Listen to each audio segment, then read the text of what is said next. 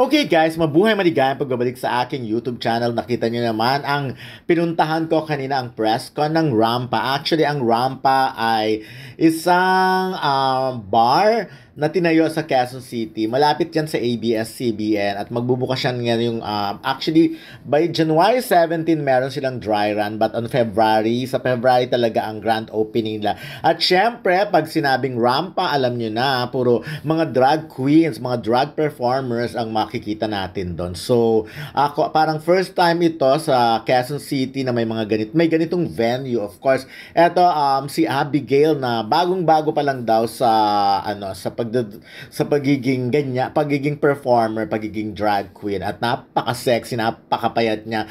Kaya talagang caring-carry niya ang katawan niya, kaya tumambling, kaya kung ano man ang gawin niya. At napakahusay. Of course, hindi ko pwedeng gamitin yung music yan. Ito, bonggang-bongga ang lakas ng tilian sa kanya nung lumabas yan. Yung ginagawa niyang yan. So, pasabog kung pasabog, siguradong mag-i-enjoy. Of course, kasi nga, nakaka-copyright ako sa mga music, so kailangan ko i-voice over. Pero yung iba naman, ginamit ko na rin, hayaan na lang mag-copyright. So anyways, ayan, siya nga ang isa sa mapapanood, makikita sa Rampa.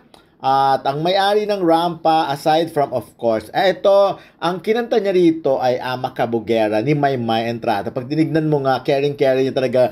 Actually, ang husay nito, tunay na babae daw ito. No? Parang ngayon lang ako nakakita ng babae na nagda-drag talaga, na drag queen din. So, pero caring-caring niya talagang mag-perform, carry niyang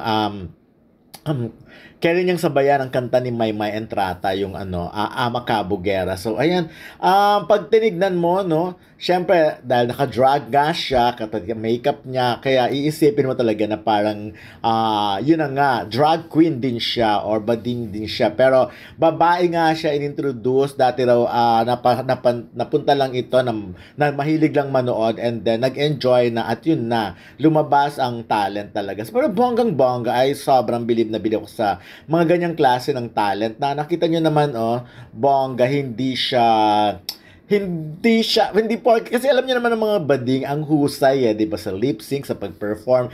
Pero ito talaga hindi nagpakabog ang mga babae talaga, di ba? So, ayan, hindi ako magtataka kung balang araw dumami na rin ang mga drag queens na na straight na babae talaga, or mga babae. Ang galing nito. Ako nagbumilib talaga ako, pumapalakpak ako while watching, habang nanonood sa kanya. Kasi ang galing.